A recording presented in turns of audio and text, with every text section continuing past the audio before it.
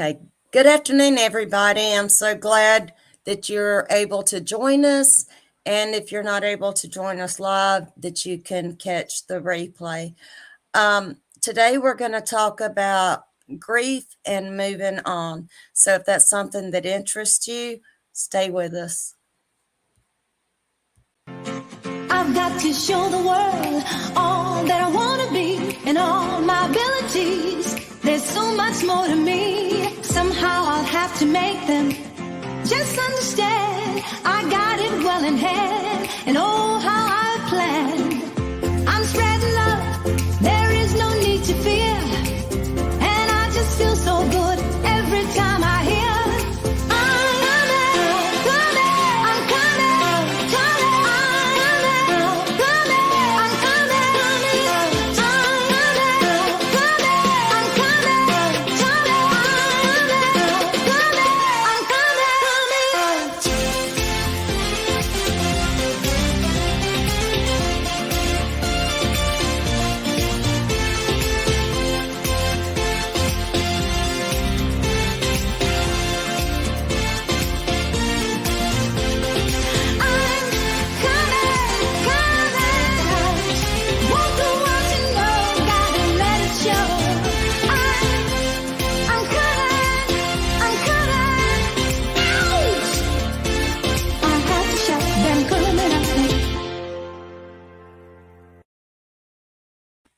I had to refrain from dancing because I knew you could see me.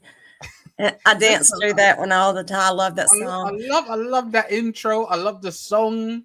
And it's perfect for me because it is. I'm bringing everything out. So I really like that. I enjoyed it. You're right. It was difficult to hold back and not, Yeah, I usually dance to it. I've been caught a couple of times. But anyway, everybody, welcome. Whether you're in the chat or in the bushes, you're my sunflowers and wildflowers, and I love you. And it's so good to be back. I've got Mike with me again, and he and I have done many videos together, and we just took a break for a while, but we are back. Thank you, Mike, for joining me. I appreciate you, and I know you know a lot about this topic. Y'all, it has been really hard on most of us since 2020. A lot of us have lost loved ones. A lot of us have lost jobs and home. There's a lot of loss. And with every loss, no matter what it is, there is a level of grief that you go through. And as most of you that know me know, I lost my mom in August of 2020. Monday was the second anniversary of her passing. And it does get easier, but it's still hard. I still miss her every day. And Mike has a story he wants to share with you, and then we'll just go from there. We've got no notes, nothing. If you want to come up, the link is pinned in the post. So come on up, but I'm going to let Mike have it now. Yeah, it's a tough subject, grief. I lost my mom recently, going back. It's going on 4 weeks now, so it's very fresh. It's very raw, and the feelings are still there. So it's hard to even talk about it and mention it to people. I found it really difficult to talk about what happened. So yeah, it's just been very difficult. She was sick for quite a few months, and dealing with that was tough as it was. But then when she finally passed, to actually accept what happened was the difficult part. And actually that she was no longer going to be around and someone I could talk to. But if you're spiritual, you realize that the spirit's always there and she'll always be guiding and around anyway, in spirit. So maybe not in body, but in spirit, still feel her and try and now focus on living the life she would have wanted for me. And, to make her even more proud. She was proud anyway, but to make her even more proud and start. And that's what I always say to myself when I'm feeling down, like doing the show, I didn't really want to do it, but I knew the importance of telling Me our too. stories and, you know, helping others, and maybe we can help others through sharing our experience. So I know that's very important because we all handle things differently. You said, um let me ask you a question yeah. because this is something that we haven't talked about, but you said that she had been sick.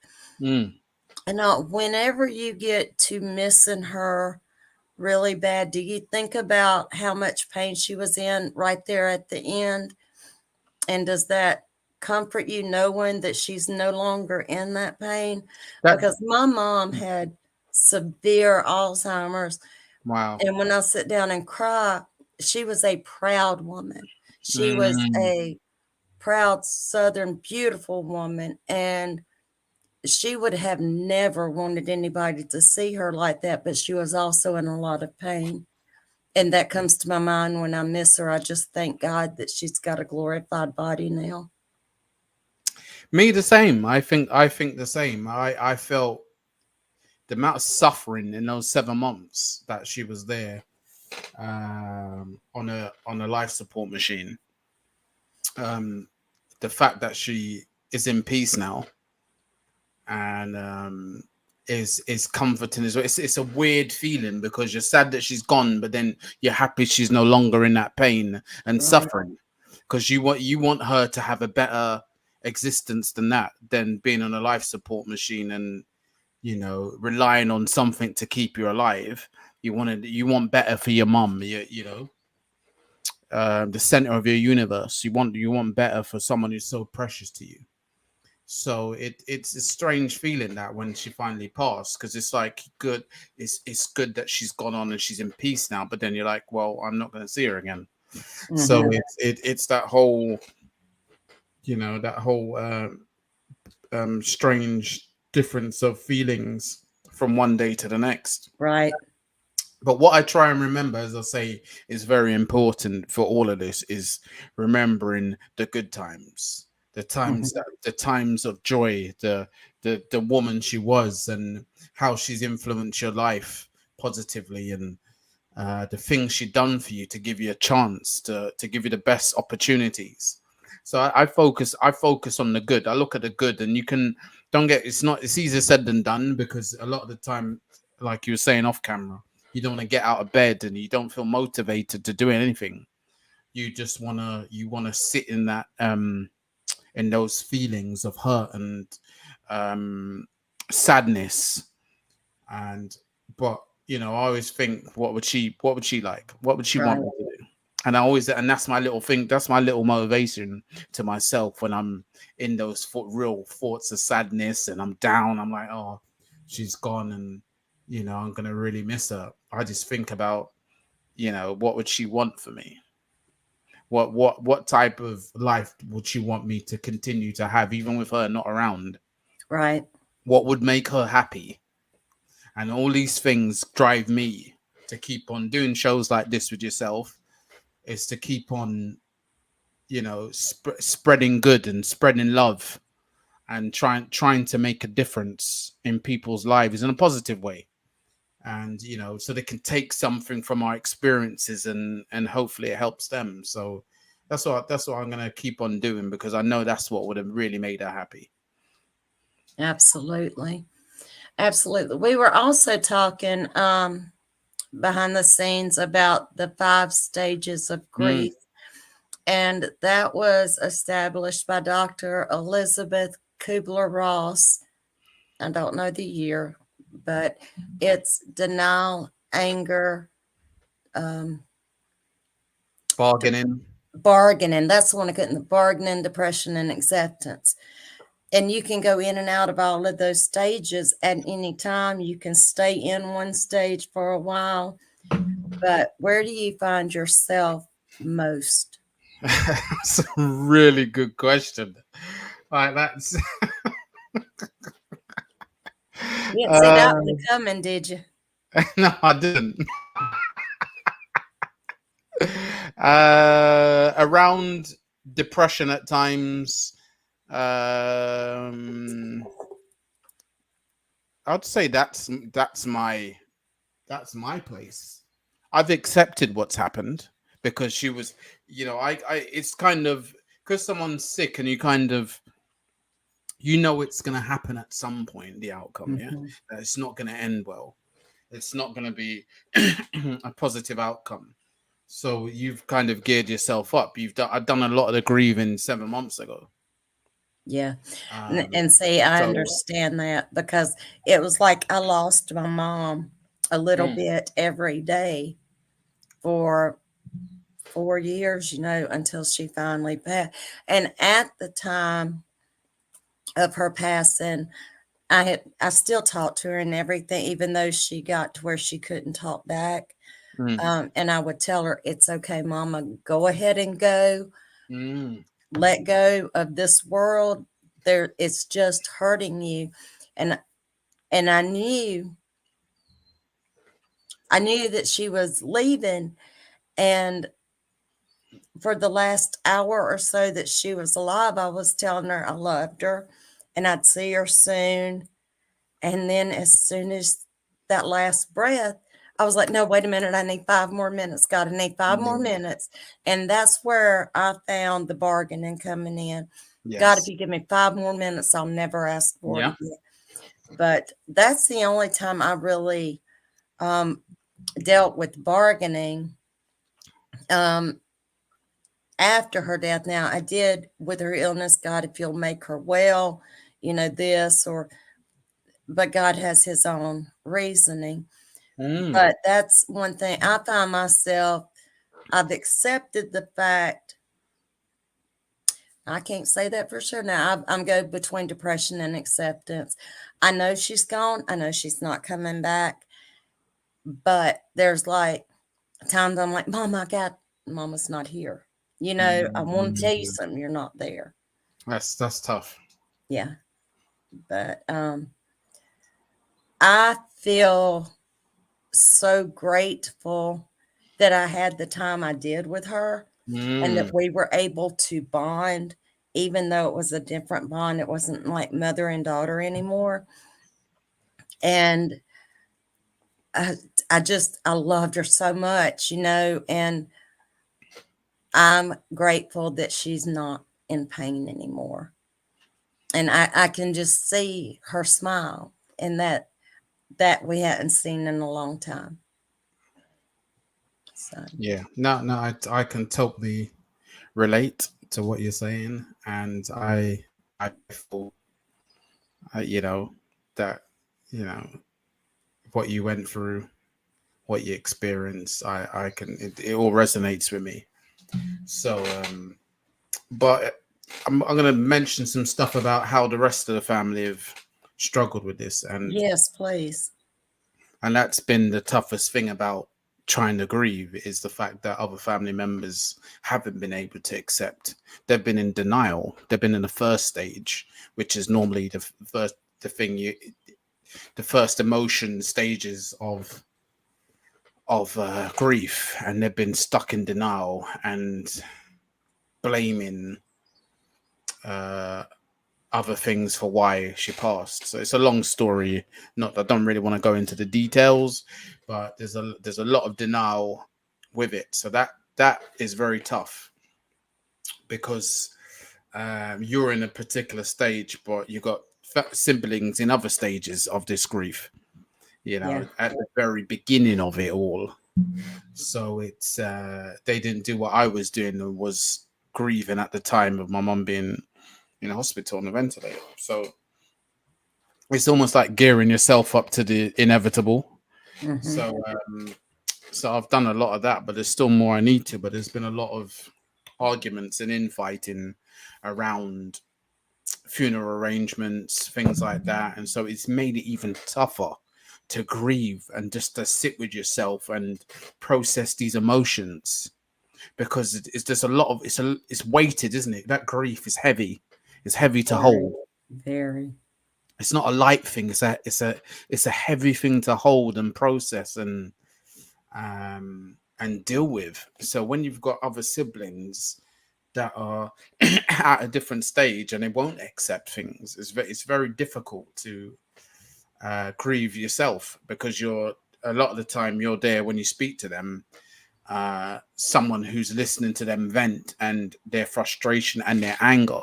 So they're at denial and anger. They are nothing to do with acceptance. They're nowhere near that type of stage. So they're still there, and we're trying to have arrangements for funerals and stuff like that. But they're still they're struggling with the whole acceptance side. So they're in denial. So it's very difficult as a family when you're trying to get on with things and deal with the next stages, because there's some closure to be had from the funeral as well, around that, and giving her the burial she deserves, the funeral she deserves. So yeah, that's been very tough. That's been the struggle as well. And even when she was ill in hospital, that dealing with their emotions and their lack of acceptance is very difficult. Did they expect her to recover while Yes. she was in the hospital? Yeah, they expected her to come out and be herself, which was just. But you don't think rationally when you're in that You don't. mindset. But that was not rational thinking. She was never going to come out and be the same. She'd suffered brain damage as a from having a cardiac arrest. She was admitted with COVID, so she was never gonna, she was never gonna recover to the level they thought she was ever going to.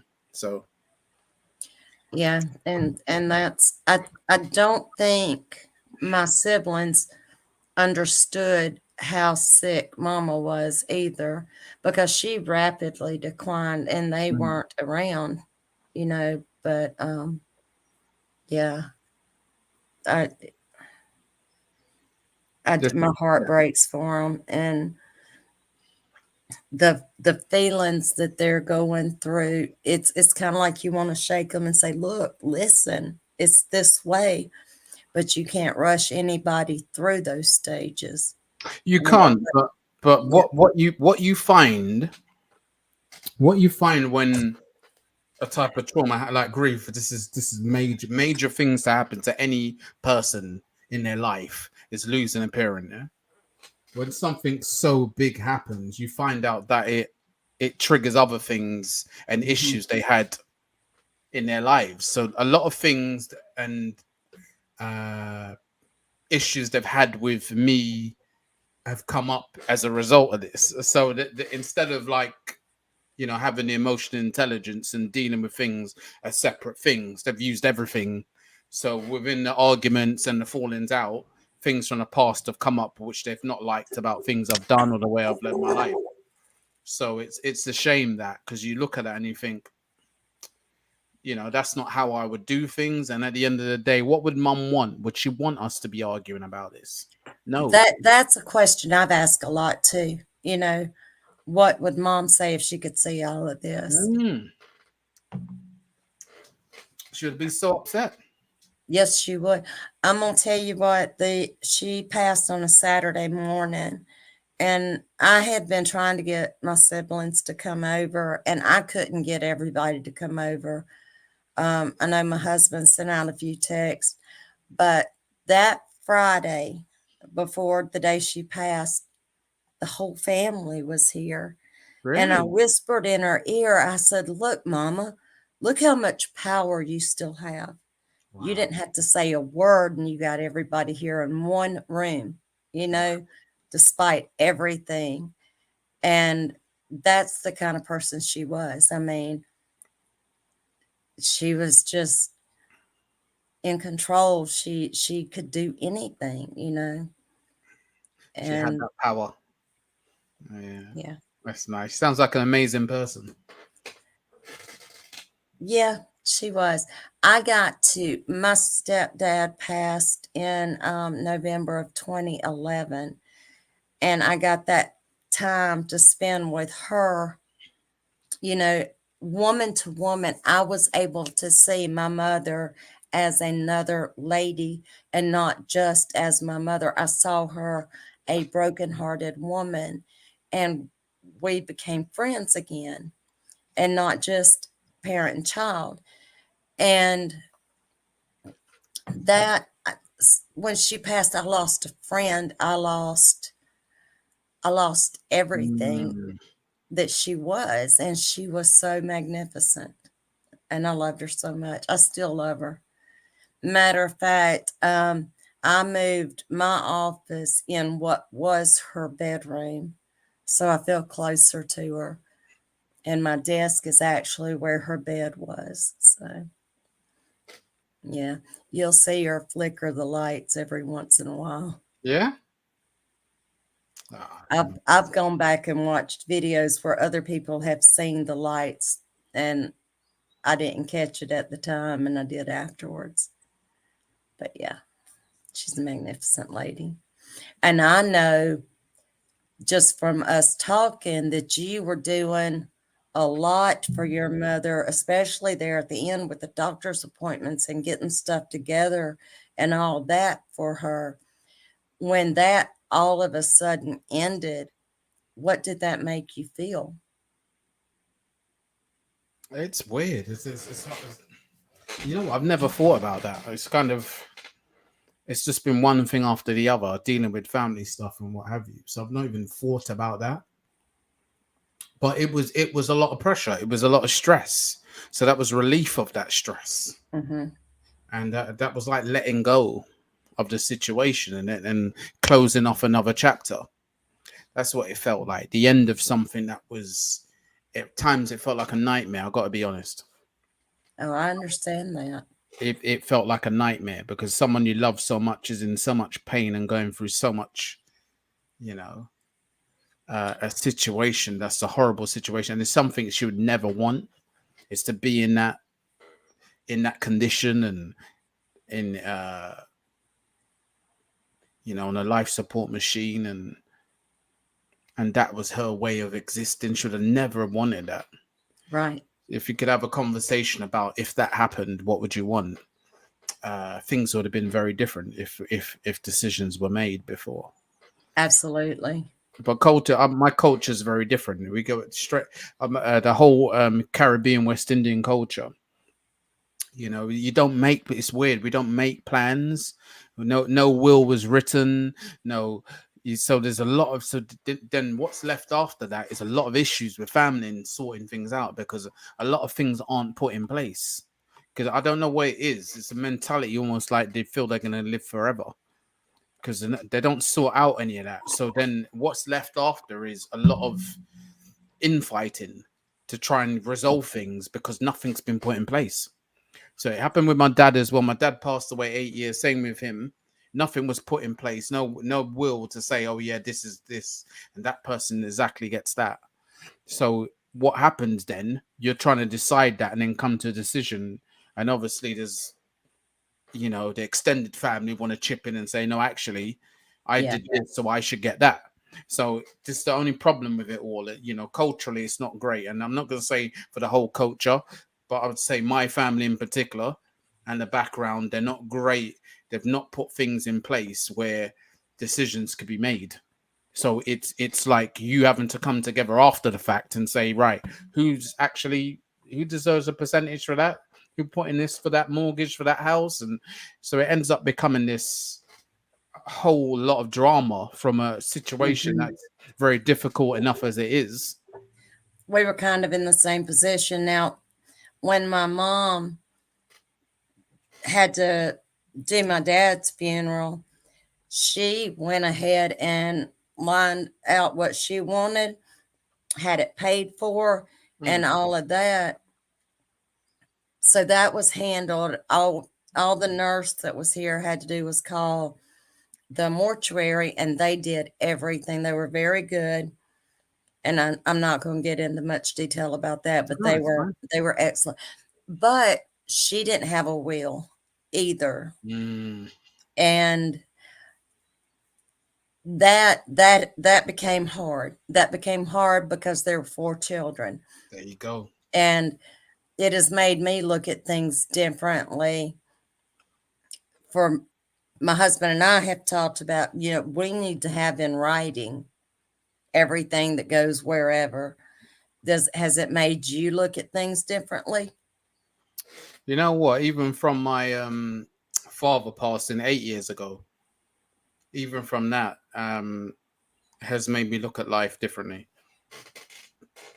and a lot of it's around the importance of things and what holding grudges, and things that they aren't important really, and and realizing the importance of life, and that's making the most of it. And Absolutely. um I looked at the why as well, because I was very angry at my dad when he passed.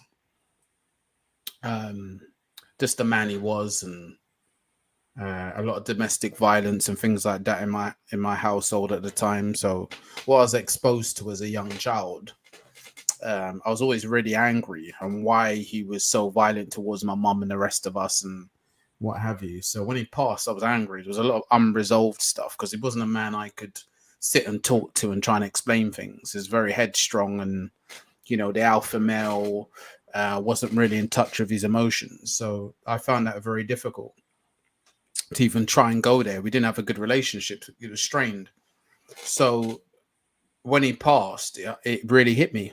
I had so much anger inside. There was so much anger towards him, and like, oh, you've gone and you've left this unresolved, and we've got so many things we need to sort out between us. And I'm a man now, so can we have a conversation? And all these things, all these thoughts in my head. There was a lot of anger. It was a horrible. I was stuck in that stage of anger for so long. And a bit of the bargain on why I needed more time so we could actually resolve stuff before Yes. you left this earth. So lessons there were to look back at the understanding the man he was, not justifying what he done, but really looking at the why. Why did he do that? Why was he the way he was? And really understanding him. And that's so important to any anger or things you hold against people, is looking at the why. People have reasons to the way they are, the way they behave, the way they respond to you. So I did a lot of that. I dug deep. I spoke to uncles and things like that. How was he as a child when he grew up, and the experiences? And I did a lot of that. I did a lot of that background, and that then told me a lot about him. And then that helped me to forgive him for the man he was, because I understood why. It wasn't right. Yeah. But I understood the way he was and why he was like that. And that's a form of your acceptance, and dealing with the stages of grief, is the why. Why am I feeling the way I'm feeling? What is the reasons you have this anger? Where's the anger coming from? And look into the root cause of it all, because then you can move forward, because it's the understanding. And that's what we lack a lot of the time, is the understanding. So I've done a lot of that, and that's what I learned a lot from my dad passing. And my mum passing, it's been a lot around, again, similar stuff, but it's more around, because our relationship was great. So I don't have anger towards her or anything. I'm actually happy that she could go in peace and the suffering ended. But it's more around my siblings and how they've handled things, and looked at the why again. So I look back at why they're being this way towards me. Why is there this resentment and all of that? I've looked into that. I've looked in the background of it all, and just realized that it's quite sad. It's because you can never go forward in life if you don't deal with the past traumas. You Yeah, can never my get on. siblings and I are like that right now. I don't have a relationship with them. And it's like things are put into perspective in a hurry. Like, you and your mom were close, my mom and I were close. And when she passed, I did not have in my mind how much money is in this account. What do I get? That There you was go. not even, it did not matter to my mother one bit at all what she had or didn't have. That, she is lying in a bed dying. She's not worried about all of that. And No. that put a lot of that in perspective for me. You know, this love, this connection is what means something, not not money, not any of that. Yeah, But how she was. Make sure her the way she was, her memory is living on within you and the people she was close to, and it was celebrating the life she had and the person she was, not mourning her death and her passing. It's focusing a lot of your attention on the person they were and the love and joy that they brought to this world, and continuing that. She's living on for us. There's bits of your mum and you and your siblings, and so she's living on in us through DNA and through her spirit and the person she was. So I've focused on that, and I needed to. It's important. It's those are very, the important things to me to really try and keep on, still, so her spirit still lives on here, and we can still feel her, the love around us, and that warmth, and that the kind of big heart she had, and and I will eventually come around to trying to reconnect the family, but that's another mission in itself to do that, because I know she would want that, but that's very difficult it because is. what this is another lesson I've learned. Me It too. doesn't it doesn't matter what you do. It's about whether they want to do the same. Yeah, Because it that's yeah. what I finally, I've said I've tried and I've Mm. tried and I've tried, and the ball's in your court now, and it's not being hit back. So you can only do so much. That's just like saying you can't tell people how to grieve. You can't tell people they have to reconcile either. That's on them. Yeah, because the thing is, we're all adults, so it's like, so yeah, you got your own mind, you got your own life. This would be an ideal situation, but if you're not willing to make some compromises along that way in order to get to that point, then things are going to stay the way they are. And that's what I realized, because it really frustrated me along the way on this journey. I was really trying to be so accommodating Mm-hmm. and compromising a hell of a lot, and there was nothing on their end. So Right. it was all about what I was doing, because I was in the back of my mind, I'm like, Mama want this. Mama want us to stay together, stick together. So I did a lot of that until I broke, because you can't suppressing and being uh, a particular way to try and make everyone happy doesn't work. Right. So and that's a big lesson I learned with this was you're better off just being truthful and sticking to what you believe, and what happens happens. You And can't. that's I believe that too. You and I have two different belief systems, but we are so much alike. And I have the utmost respect for you, and you know that. And Thank you very much. absolutely, I mean, I think the world of you. I do want to ask you this Yes. question, and it's more for my knowledge, Yeah. and maybe it'll help somebody else. As a Christian, we believe in heaven and earth, and um, people go to heaven or hell or whatever when they die. I know that I had a baby monitor in my mother's room, so I could see Yeah. her on my telephone and Mm. not have to disturb her if she was sleeping. But as soon as she woke up, I Mm. was in here.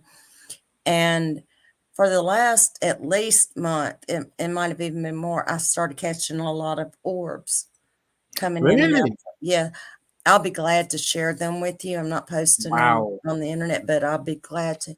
At Wow. the moment of her death, the baby monitor went crazy, and I don't know what it wasn't even picking up anything but sound, but it was going crazy, but you couldn't hear anything in the room.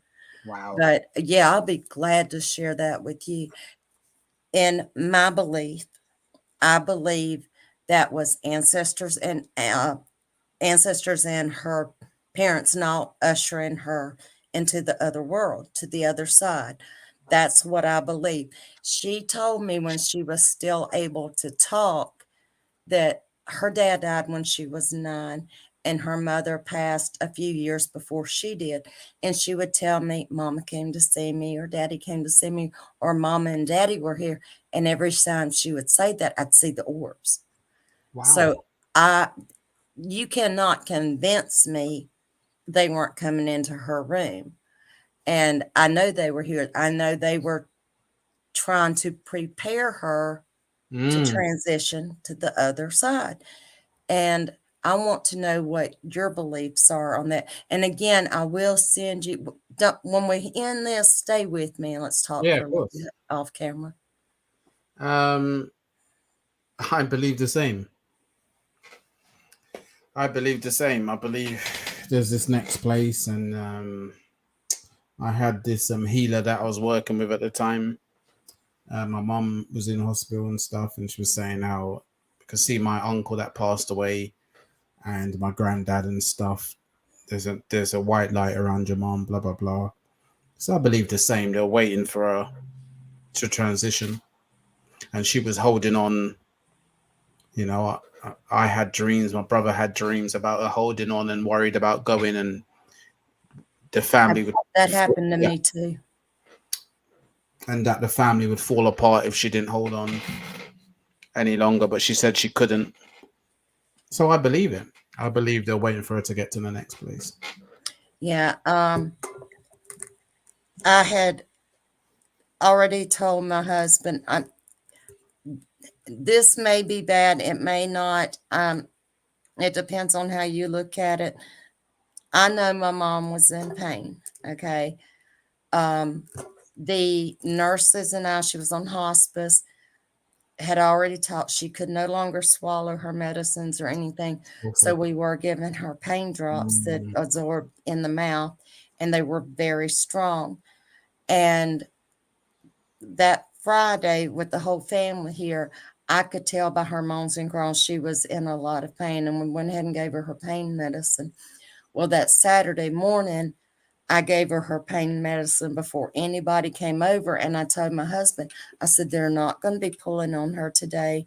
Nobody's going to be rolling her, not because she hurt too bad. And I'm not doing that. But she passed the next day.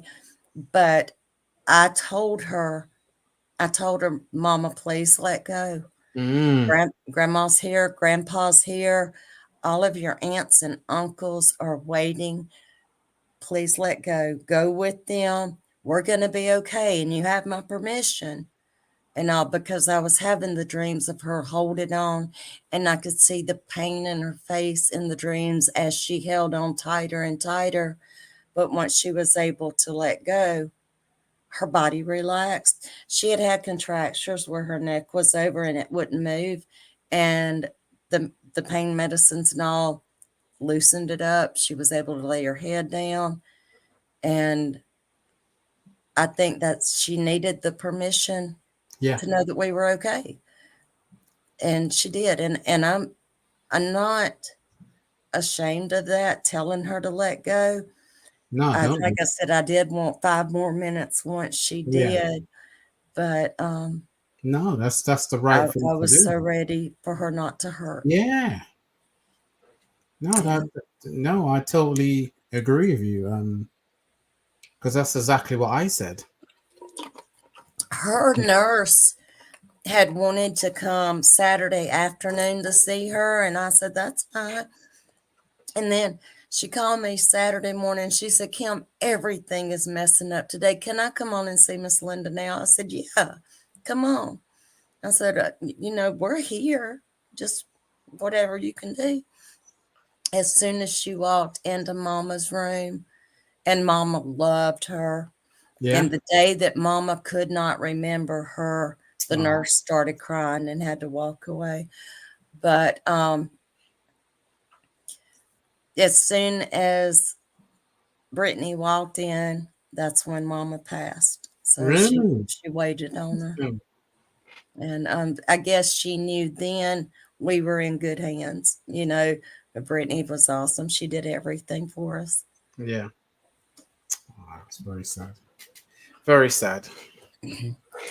What what has helped you keep going, other than that? Knowing that your mom wouldn't want you to give in. What inside of you keeps you going?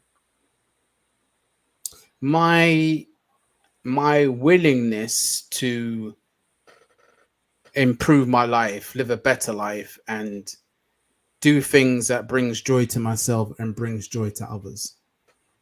That's what keeps me going.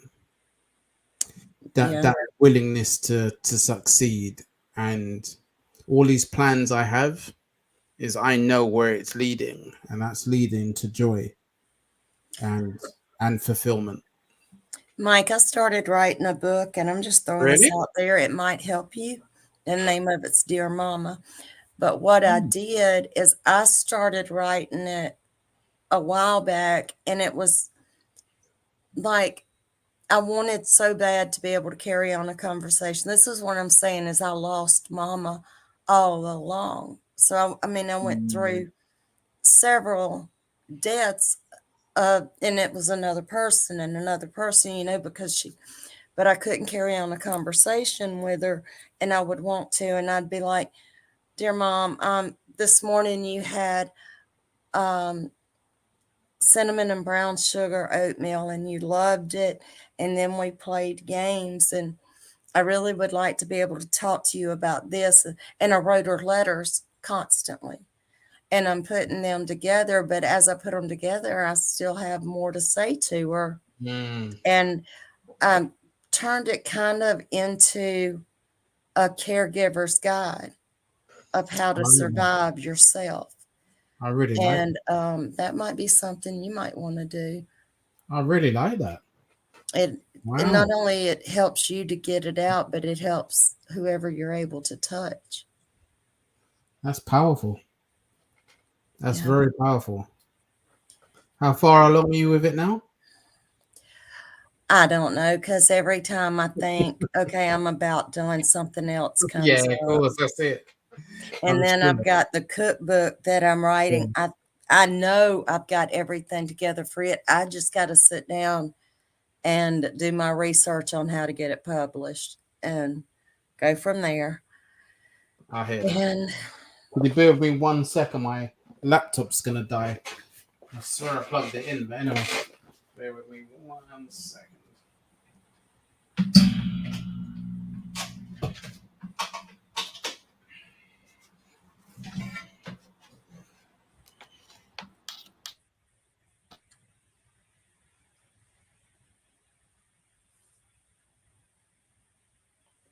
you know what? We've got the same living room and couch and fireplace, and what just got it all alike. Even the same pictures on the Imagine that. walls. How many miles apart are we from England? Was seems like across the world. I Oh know. dear! Imagine that. Look at that. Same decorator. Everything, yes. Is there anything else that you just want to tell people that are going through the either the healthcare part of it, the caregiver, the actual passing of a loved one? What advice would you give? My biggest thing is look after yourself. Is these are the time. You know that word selfish. These are the times you really need to be selfish. As someone would say, you're being selfish, and really you're not. You're just protecting your own, well-being. And only you know the best way to do that. So Right. I would say during this time is really protect yourself. Do the things that make you happy. I know that's hard to say when you're grieving, but there is still things that bring you joy in life, even when you're feeling down. So those things that pick you up, whether it is baking, whether it is playing music, whether it's yoga, whether it's meditation, whether it's Mhm. going to see a friend that puts a smile in your face, having that conversation, reading a book that makes you happy, watching a movie that makes you happy, whatever it is. Everyone's is different, or some of those may resonate with people that I've mentioned, but protect yourself, look after yourself, and don't suppress how you're feeling. When you feel you need to cry, cry. When you feel you need to be angry about something, be angry, but obviously in a way that you're not hurting others. Um, give yourself time to process this. It's not an easy thing, and things are easier said than done, but you have to protect yourself and process those emotions. Do not suppress them. I suppressed them when my father died, and it came up in a very, they manifested through panic attacks, severe anxiety, and severe depression. So handle, process things, go and get help, go and see a therapist, go and get counseling. You know, There's no shame in it. there isn't. Look after yourself. That's a, you know, it's important. People won't help you until you start to help yourself. Right. Yeah. So you need to look after yourself in this process because, as I was saying earlier, it's heavy. Grief is a heavy thing to carry. It's not easy to deal with. I would like to say if you do have anger, Mm, resentment, any of those towards somebody right now, talk to them now. Talk to them while they're alive and while you have a chance.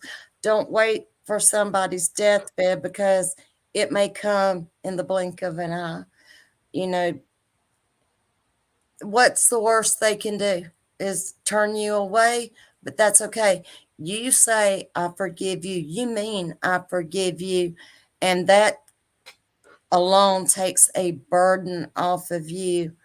And when they pass, you won't have that on your conscience and have to deal with it later. And also, on the other hand, tell those you love that you love them. What you say to a person may be the last thing you get to say to that person. mm. Make it count. Make it count. And remember, you can't take back anything. You can apologize later, but you might not get a chance later. That's great advice. I couldn't have put it better myself. You know, have those conversations, the hard ones you didn't want to have with Right. people who are still here. No one knows what's going to happen tomorrow, Absolutely. but make today the best it can be. And, you know, whether it is making up over a dispute you've had years ago, whatever it is, you know, it's not worth holding on to. There's more important things than the anger, the resentment, and, you know, the grudges you're holding against people. You know. Absolutely. I want to say, grief is this is just touching the surface of It's it, and we will do more. Um, Mike, tell people how they can get in touch with you. Um, Shout out all your social media platforms and everything you want everybody to know.